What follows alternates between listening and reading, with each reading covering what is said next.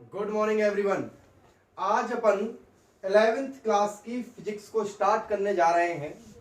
आप लोगों ने अपनी जो फर्स्ट स्टेप है कि साइंस तो हमें लेनी है, ठीक है, तो वो तो आपने डिसाइड कर ही लिया है कि साइंस सब्जेक्ट से हमको आगे बढ़ना है, हमको हमारा जो कैरियर है अब वो साइंस में बनाना है। ये तो आप चुन चुके हो, ये तो आप सेलेक्ट कर चुके हो। अब उसके बाद मैं आपको बता दूं कि जिन बच्चों ने बायो ली है और जिन बच्चों ने सेपरेटली मैथ्स ली है, तो दोनों ही बच्चों के साथ मैं तो साथ ही चलने वाला हूं आपके पूरी साल, क्योंकि फिजिक्स एक ऐसा सब्जेक्ट है जो बायो में भी काम आएगा और मैथ्स में भी काम आएगा। और अगर बात करें तो बहुत इंपॉर्टेंट सब्जेक्ट्स के अंदर भी रखा जाता है फिजिक्स को।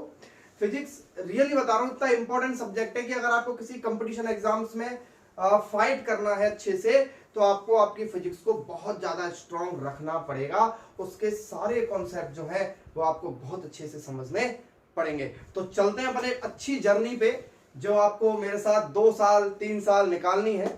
तो अपन सबसे पहले बात करते हैं कि फिजिक्स जो है वो है क्या सर।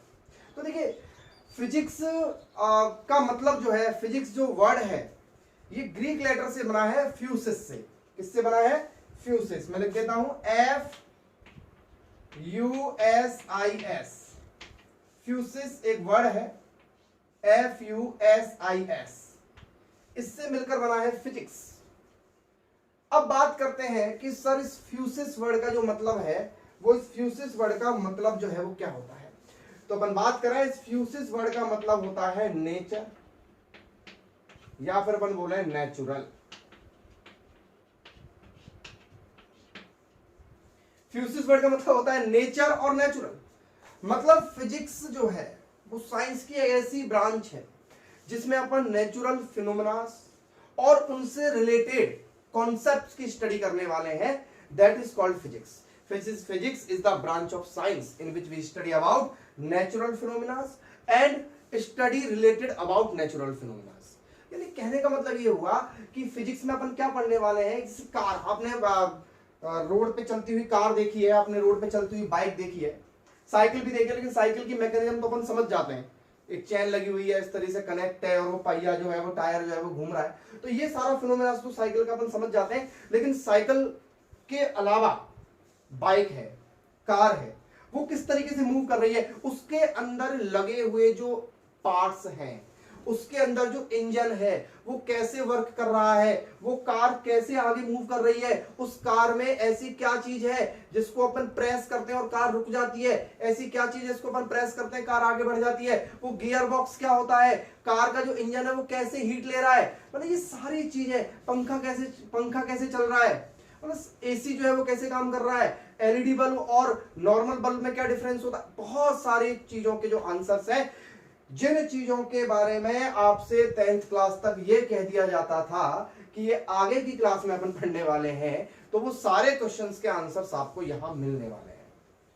फिजिक्स फ्यूसिस वर्ड से मिलकर बना है, मैंने आपको पहले बता दिया। अच्छा, फिजिक्स को हिंदी में क्या बोलते हैं पता है आप लोगों को? फिजिक्स को हिंदी में बोलते हैं भौतिक विज्ञान। ये भी बहुत जरूरी है क्योंकि अपन फिजिक्स के साथ 2 साल चलेंगे। फिजिक्स को बोलते हैं अपन भौतिक विज्ञान। अब विज्ञान तो मतलब हो गई साइंस। अब ये जो भौतिक वर्ड है, इसको इंग्लिश में लिख देता हूं मैं। ये जो भौतिक वर्ड है, इस भौतिक वर्ड का वेद्स में, जो वेद है अपने, उनमें उल्लेख किया गया है इन चीजों का। और सबसे इंपॉर्टेंट पता क्या है कि वेद्स में इस भौतिक वर्ड का मतलब बताया हुआ है प्रकृति, यानी कि नेचर। तो बात वही पड़ गई, यानी कि वही नेचर के बारे में स्टडी करना, नेचुरल फिनोमेना के बारे में स्टडी करना। रेडियो कैसे चलता है, टेलीविजन में अंदर क्या होता है, रॉकेट प्रोपेलेंट के बारे में स्टडी करेंगे, ट्रेन जो होती है वो कैसे काम करती है, किस प्रिंसिपल पे काम करती है, लाइट जो है, थर्मोडायनेमिक्स के बारे में पढ़ेंगे, और भी बहुत सारी चीजों के बारे में अपन जो है वो फिजिक्स में स्टडी करने वाले हैं। तो बहुत इंटरेस्टिंग होने वाली है अपनी ये जर्नी, क्योंकि फिजिक्स एक ऐसा सब्जेक्ट है जिसमें अगर आपको एक बार इंटरेस्ट आ गया तो आप ये मान के चलिए कि आप पूरे साल फिजिक्स जो है उसको बड़े इंटरेस्ट के साथ पढ़ने वाले हो। बहुत इंपॉर्टेंट चीजें आप डिस्कस करने वाले हो, बहुत इंपॉर्टेंट और बहुत नई चीजें आप सीखने वाले हो, वो है फिजिक्स। क्लियर? तो अपन फिजिक्स के बारे में और थोड़ी सी स्टडी को आगे बढ़ाते हैं। ओके, तो अब अपन बात करते हैं कि साइंस। आप नॉर्मल सी बात है, साइंस के स्टूडेंट बन चुके हो। अब आप आगे इन फ्यूचर आपसे अगर कोई पूछा जाएगा हाँ भाई किस सब्जेक्ट से हो, तो आप क्या बोलोगे सर साइंस। किससे हो, साइंस से हैं। आपने वो 3 इडियट मूवी देखी है, उसमें जब वो शादी में चले जाते हैं तीनों, तो उनसे पूछा जाता है कि किसकी तरफ से हो, लड़के वालों की तरफ से हो कि लड़की वालों की तरफ से हो, नहीं सर साइंस की तरफ से हैं। तो you become a science student, आप एक साइंस स्टूडेंट बनने वाले हो।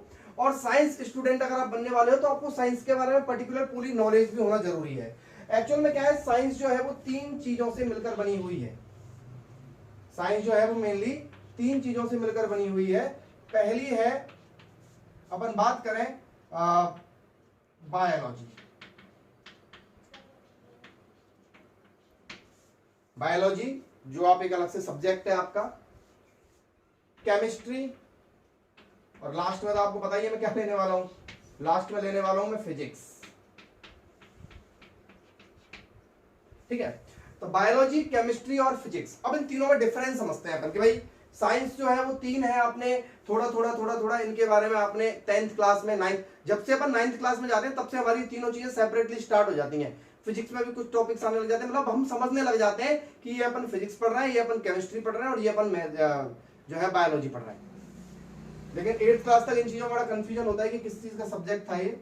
उसका हम बात करें, सबसे पहले बताएं बायोलॉजी के बारे में। तो देखिए क्या होता है, बायोलॉजी एक ऐसा सब्जेक्ट है जिसके अंदर अपन उन चीजों की स्टडी करते हैं जो पहले से ही प्रेजेंट है, यानी कि लाइफ के बारे में कि भाई जो लाइफ है वो किन चीजों से मिलकर बनी है, न्यूक्लिक एसिड, ग्लूकोज, प्रोटीन, हमारी बॉडी के अंदर क्या है, उन चीजों की जो स्टडी है वो बायोलॉजी है।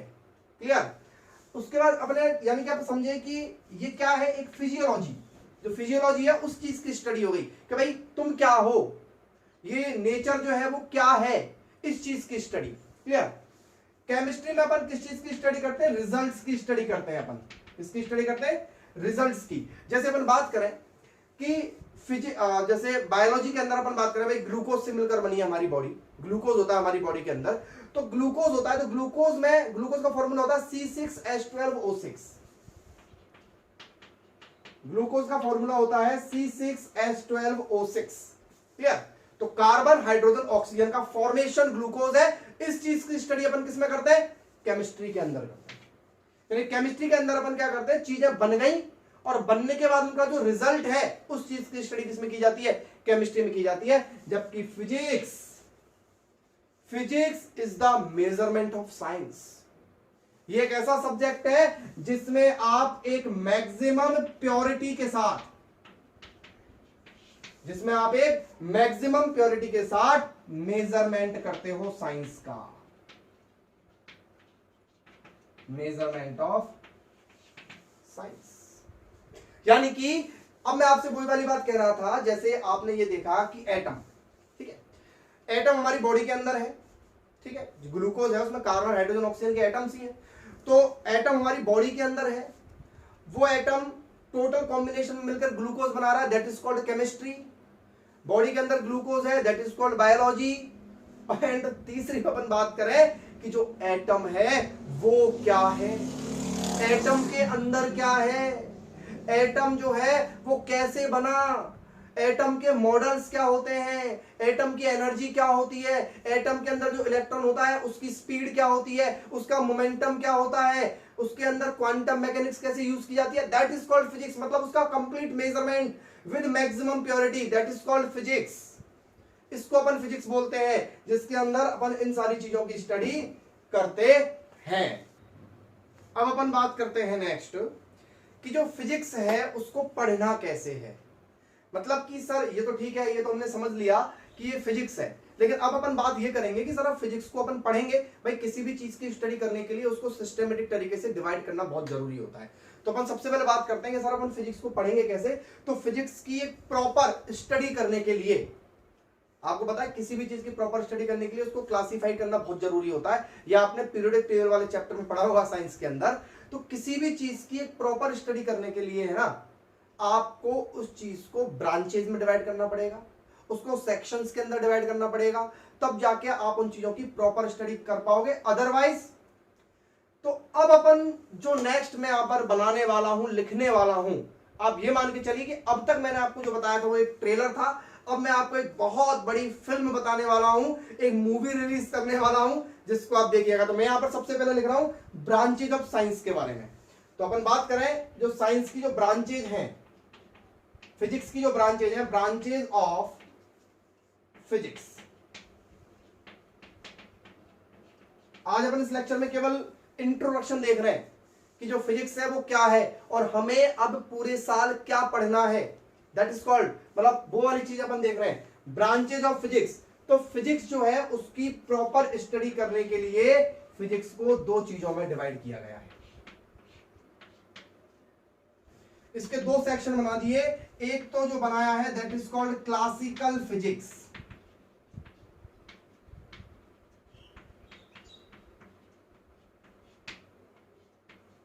कौन सी फिजिक्स बेटा?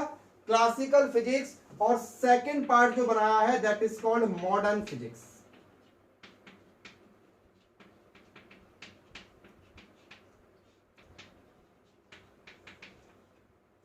तो मैंने यहां पर आपको पूरा जो कंप्लीट ब्रांचेज है फिजिक्स की वो सारी मैंने यहां पर आपको बना दी है।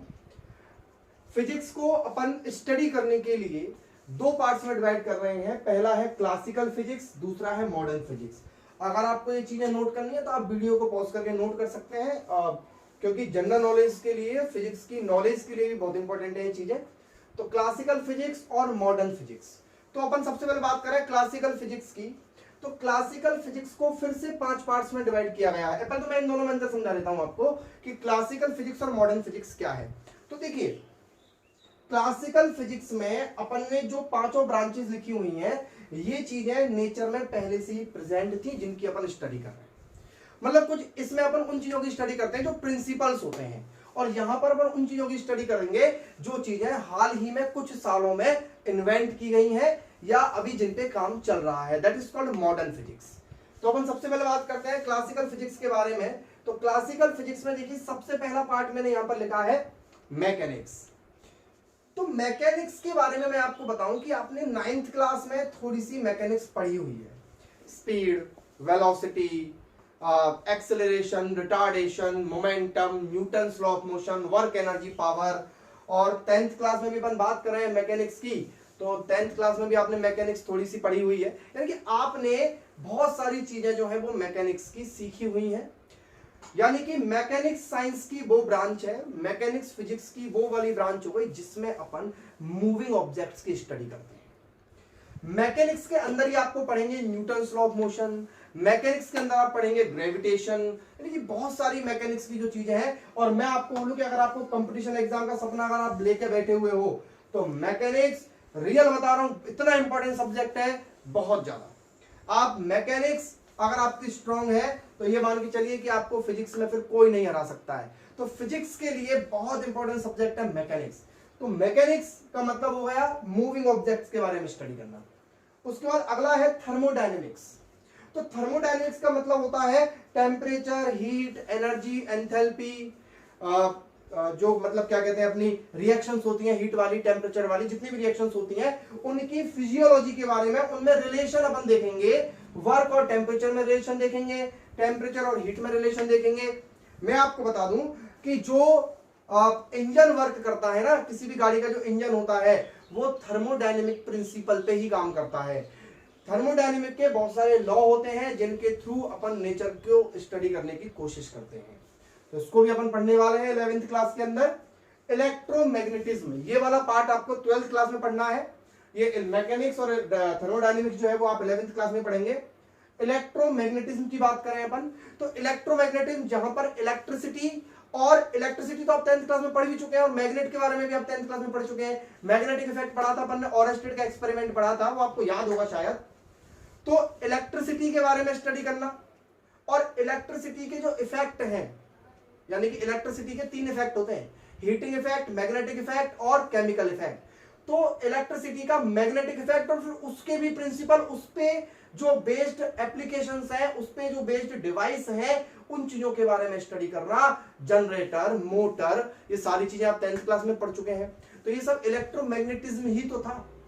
इनके बारे में और डिटेल में स्टडी करेंगे अपन इस बार। गैल्वेनोमीटर के प्रिंसिपल्स पढ़ेंगे, पोटेंशियोमीटर का प्रिंसिपल पढ़ेंगे, मीटर ब्रिज के बारे में पढ़ेंगे, किरचॉफ लॉ के बारे में पढ़ेंगे। बहुत सारी चीजें जो है वो इलेक्ट्रोमैग्नेटिज्म से रिलेटेड आपको 12th क्लास के अंदर मिलने वाली है। उसके बाद अपन बात करें एकॉस्टिक्स, अगली ब्रांच है अपनी एकॉस्टिक्स। इसके बारे में शायद ही आपने सुना होगा, लेकिन आपने इसके बारे में पढ़ा जरूर है। कहां पढ़ा है मैं आपको समझाता हूं। आपने 9th क्लास के अंदर एक साउंड वेव, साउंड से रिलेटेड एक चैप्टर पढ़ा था। तो साउंड के अंदर आपने क्या पढ़ा? साउंड के अंदर आपने पढ़ा वेव के बारे में। तो जिसमें अपन वेव की स्टडी करते हैं, जिसमें अपन वेव की स्टडी करते हैं, तो वो वेव वाली चीजें जो है वो जिस ब्रांच में पढ़ी जाती हैं उनको अपन एकॉस्टिक्स ब्रांच बोलते हैं फिजिक्स की। और इसके बारे में भी अपन 11th क्लास में भी स्टडी करने वाले हैं, जिसमें पेंडुलम के बारे में आएगा, स्प्रिंग के बारे में आएगा, स्प्रिंग एक वेव मोशन करती है, जिसमें साउंड वेव के बारे में आएगा, और भी वेव से रिलेटेड बहुत सारी इक्वेशंस, उससे भी रिलेटेड अपने एग्जांपल, उस पे बेस्ड डिवाइसेस, उस पे बेस्ड अपने एप्लीकेशंस, उसके यूजेस, ये सारी चीजें अपन इस बार पढ़ने वाले हैं। और जो भी आपके माइंड में क्वेश्चन है वो सारे इस बार क्लियर होने वाले हैं। उसके बाद नेक्स्ट ब्रांच है अपनी ऑप्टिक्स। ऑप्टिक्स मतलब होता है लाइट, यानी कि आपने 10th क्लास में जो लाइट चैप्टर पढ़ा था, ठीक है, लाइट चैप्टर आपने पढ़ा है ना, रिफ्लेक्शन पढ़ा है, रिफ्रैक्शन पढ़ा है, टोटल इंटरनल रिफ्लेक्शन पढ़ा है, और आपने ह्यूमन आई के बारे में भी पढ़ा है आपने, और ह्यूमन आई से रिलेटेड जो उसके करेक्शन थे, जो उसके कैटरेक्ट वैटरेक्ट, इन सब चीजों के बारे में पढ़ाई है अपन ने। तो वो सारी की सारी लेंस था, मिरर था, that part of physics is known as optics. तो इस बार अपन और पढ़ेंगे ऑप्टिक्स के बारे में, उसको और आगे बढ़ाएंगे थोड़ा सा, यानी कि अब इस बार अपन टेलीस्कोप, माइक्रोस्कोप, और जो क्या कहते हैं छोटे छोटे जो डेरिवेशंस थे उन पे और बड़ी बड़ी एप्लीकेशंस, उनके एग्जांपल्स, उन पे based device like optical fibers, इन चीजों के बारे में अपन जो स्टडी करेंगे वो फिजिक्स की जो ब्रांच है वो क्या कहलाती है? ऑप्टिक्स कहलाती है। लेकिन ये आपको पढ़ना है 12th क्लास के अंदर।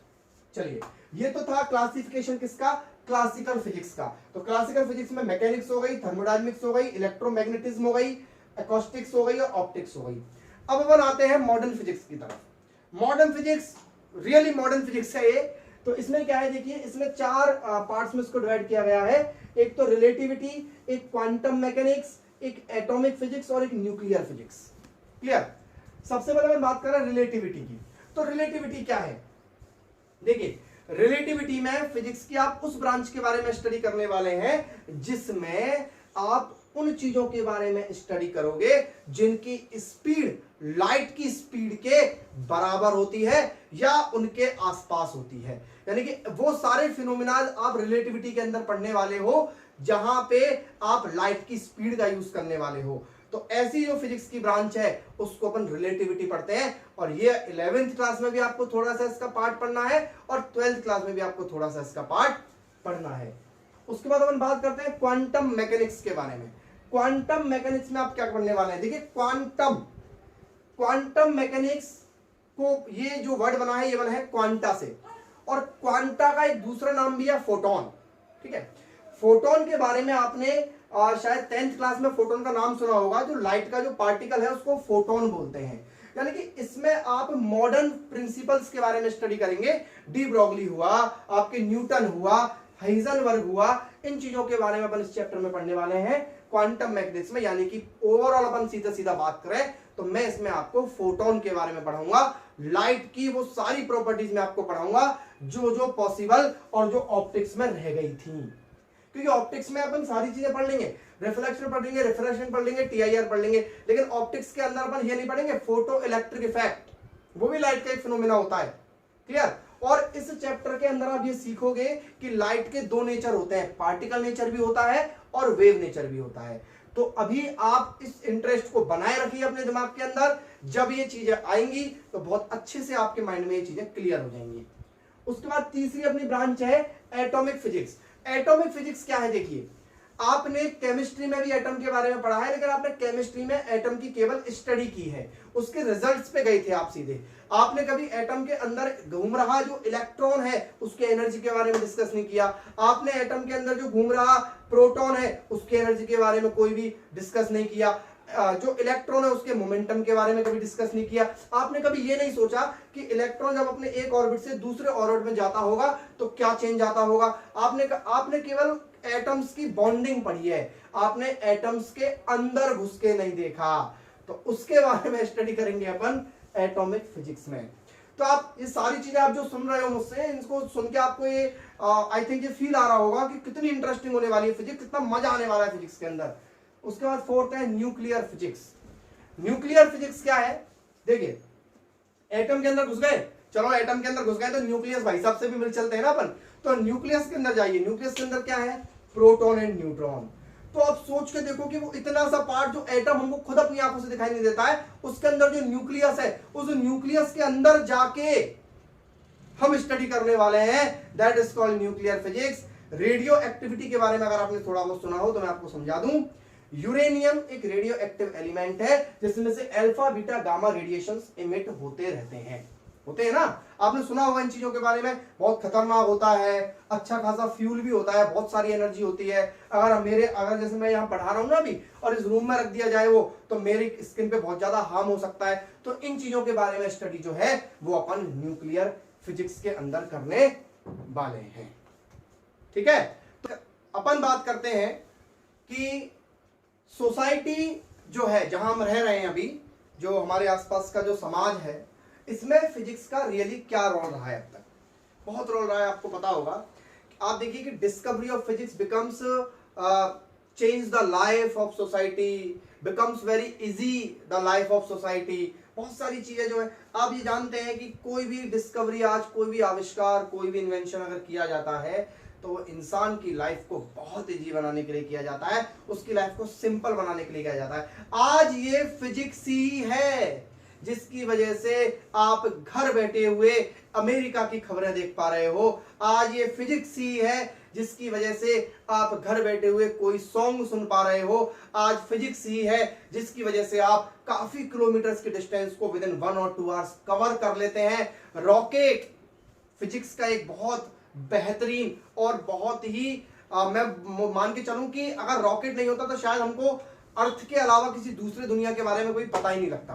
तो ये सब कुछ फिजिक्स है, ठीक है। बहुत बड़े बड़े फिजिसिस्ट हमारे इंडिया में भी हुए हैं, और शत शत नमन है उन लोगों को। जैसे हमारे माननीय अब्दुल कलाम जी जो थे, उनके बारे में तो आपने बहुत अच्छे से सुना भी होगा और पढ़ा भी होगा कि उन्होंने फिजिक्स के लिए अपना कितना कंट्रीब्यूशन दिया है। मिसाइल मैन कहा जाता है उन्हें। और सीवी रमन जी थे, कॉस्मिक रेस के बारे में उन्होंने बताया था। डॉक्टर होमी जहांगीर भाभा थे, और भी इंडिया के अलावा भी बहुत सारे साइंटिस्ट हैं, जैसे न्यूटन थे। ग्रेविटेशन के बारे में न्यूटन याद है, वो एप्पल वाली कहानी, आपको एप्पल गिरा था न्यूटन के ऊपर, तब जाकर उन्होंने ग्रेविटेशन की इन्वेंशन कर दी। तो ये सारी चीजों के बारे में धीरे धीरे अपन स्टडी करने वाले हैं। कंप्यूटर है, इंटरनेट है। इंटरनेट आज देखिए, आज आपके हाथ में जो मोबाइल है जिसपे आप ये मेरी वीडियो देख पा रहे हो ना, ये भी एक फिजिक्स का एक बहुत अच्छा एग्जांपल है। यानी कि इसके आप सोच के देखो, अगर आपको ये सारी चीजें पता लग जाए कि इसके अंदर क्या है, इसके अंदर कैसे काम हो रहा है, कितना मजा आएगा ना। तो वो सारी चीजें जो इलेक्ट्रॉनिक्स एक साइंस की ब्रांच है, उसमें अपन पढ़ने वाले हैं। मॉडर्न फिजिक्स का ये ब्रांच है वो, उसके बारे में अपन स्टडी करेंगे, ठीक है। तो अब अपन बात करते हैं नेक्स्ट आगे का जो टॉपिक है अपना। तो अब अपन फिजिक्स के अंदर एंट्री करते हैं। ये तो था पूरा इंट्रोडक्शन फिजिक्स का, कि सब फिजिक्स जो है वो क्या होती है, फिजिक्स कहाँ यूज आती है, क्या ब्रांचेज होती हैं। अब अपन फिजिक्स के अंदर स्टडी करते हैं। तो फिजिक्स में सबसे पहला टॉपिक जो मैं आपके सामने लिखने वाला हूं वो है फिजिकल क्वांटिटीज, जिसके बिना आई थिंक फिजिक्स को पढ़ना पॉसिबल नहीं है।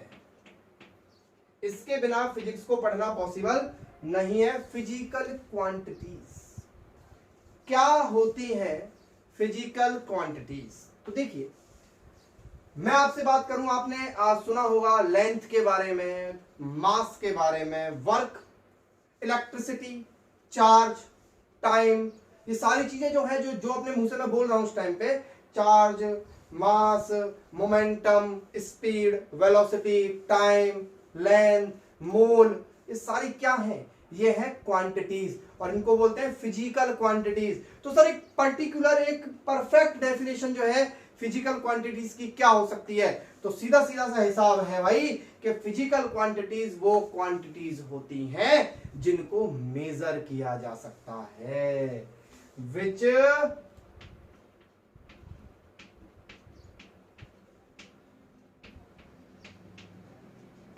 Can be measured. that quantities, those quantities which can be measured are called physical quantities. ठीक है, अभी अपन और पढ़ेंगे, तो धीरे धीरे एक छोटा सा बेसिक चल रहा है आज तो केवल। तो देखिए, अब मैं आपके सामने दो चीजें लिखने वाला हूं। दो चीजों में जैसे मैंने सबसे पहले लिख दिया, एक चीज लिख दी मैंने मास, और एक और लिख देता हूं मैं मास के अलावा लेंथ, या फिर टाइम लिख देता हूं। और इनके सामने लिख रहा हूं मैं एक तो वर्क, ठीक है, और लिख देता हूं मैं स्पीड। ये दो चीज क्या है? फिजिकल क्वांटिटी है। क्या है? फिजिकल क्वांटिटी है। क्या है? फिजिकल क्वांटिटी है। और स्पीड भी क्या है? फिजिकल क्वांटिटी है। लेकिन मैं आपको बताऊं कि फिजिकल क्वांटिटीज भी दो तरह की होती है। कितने तरह की होती हैं? दो तरह की होती हैं। अब देखिए, ये तो जो क्वांटिटी मैंने लिखी है और ये तो जो क्वांटिटी लिखी है, इनमें आपको कोई डिफरेंस पता लग रहा है अभी इस टाइम पे? लग रहा होगा। एक डिफरेंस यहां पर क्या है पता है? आपने कभी किसी मास का फॉर्मूला पढ़ा है क्या? मास का कोई फॉर्मूला होता है क्या? नहीं होता। मास तो मास होता है, 10 kg, 15 kg, 4 kg, 6 kg, यानी कि ऐसी कुछ क्वांटिटीज होती हैं जो अपने लिए, अपने मेजरमेंट के लिए किसी दूसरी फिजिकल क्वांटिटी पे डिपेंड नहीं करती है। मतलब कि वो खुद अपने आप में एक क्वांटिटी होती है और वो अपना जो क्या कहते हैं इनर्शिया खुद रखती है, अपने लिए किसी दूसरे के ऊपर डिपेंड नहीं करती हैं। ऐसी क्वांटिटीज को अपन फंडामेंटल क्वांटिटीज कहते हैं। तो आज अपन फिजिक्स का ये टॉपिक स्टार्ट कर दिया है अपन ने कि फंडामेंटल क्वांटिटीज क्या होती हैं। ऐसी क्वांटिटीज जो अपने लिए, अपने फॉर्मूले के लिए किसी दूसरी क्वांटिटी के ऊपर डिपेंड नहीं करती हैं, उन्हें अपन फंडामेंटल क्वांटिटीज कहते हैं। क्लियर? ओके, मास है, टाइम है, टोटल मिलाके 7 फंडामेंटल क्वांटिटीज होती हैं। कौन कौन सी होती हैं? मास है, मैं लिख देता हूं सातों की सातों क्वांटिटीज को। मास, तो मैंने 7 क्वांटिटी यहां पर लिख दी है। पहली क्वांटिटी है mass, length, time, electric current. Sir electric current का फॉर्मूला तो अपन ने पढ़ा है, आपके दिमाग में आ रहा होगा, I बराबर Q अपॉन T। तो सर इसका तो फॉर्मूला होता है, ये तो चार्ज पे डिपेंड करती है। गलत, ये फॉर्मूला इस तरीके से नहीं होता है। एक्चुअल में ये फॉर्मूला ऐसे होता है, और इलेक्ट्रिक करंट किसी पे डिपेंड नहीं करती है, इसका ध्यान रखना। वैसे अपन इस चैप्टर में आगे पढ़ने वाले हैं कैसे होगा इलेक्ट्रिक करंट का। बाकी का इलेक्ट्रिक करंट जो है एक फंडामेंटल क्वांटिटी है, ये आप ध्यान रखें। टेम्परेचर, इंटेंसिटी के बारे में भी अपन पढ़ेंगे, और अमाउंट ऑफ सब्सटेंस, यानी कि अमाउंट ऑफ सब्सटेंस होता है मोल। ठीक है, तो मोल के बारे में भी अपन पढ़ेंगे। कोई बात नहीं, मोल केमिस्ट्री में आप पढ़ लोगे अच्छे से, कोई दिक्कत नहीं है। ठीक है, यानी कि आप तो ये समझिए कि फंडामेंटल क्वांटिटीज क्या होती हैं। तो फंडामेंटल क्वांटिटीज वो क्वांटिटीज होती हैं जिनका कोई फॉर्मूला नहीं होता है और वो किसी दूसरे पर डिपेंड नहीं करती हैं। नेक्स्ट है, अब पहली तो हो गई फंडामेंटल क्वांटिटीज। अब दूसरी क्या होती है? दूसरी ऐसी क्वांटिटी, जैसे वर्क है। अब वर्क का फॉर्मूला तो होता है ना, वर्क का फॉर्मूला होता है फोर्स इनटू डिस्प्लेसमेंट। तो वर्क बराबर क्या होता है? Force into displacement. तो किस पे डिपेंड कर रहा है वर्क? वर्क एक ऐसी क्वांटिटी है जो किस पे डिपेंड कर रही है? फोर्स पे डिपेंड कर रही है, डिस्प्लेसमेंट पे डिपेंड कर रही है। स्पीड का फॉर्मूला क्या होता है? Distance upon time. किस पे डिपेंड कर रहा है? डिस्टेंस पे डिपेंड कर रहा है, टाइम पे डिपेंड कर रहा है। यानी कि कहां, ये फंडामेंटल तो नहीं है ना, तो ये कैसी क्वांटिटीज कहलाती हैं? इनको बोलते हैं डिराइव्ड। कौन सी क्वांटिटी होती है? Derived quantities. तो फंडामेंटल क्वांटिटीज और डिराइव्ड क्वांटिटीज। तो फंडामेंटल क्वांटिटीज क्या हो गई? ऐसी फिजिकल क्वांटिटीज जिनका कोई अपना फॉर्मूला नहीं होता है और वो अपने लिए किसी दूसरे पे डिपेंड नहीं होती हैं। और डिराइव्ड क्वांटिटीज कौन सी क्वांटिटीज होती हैं?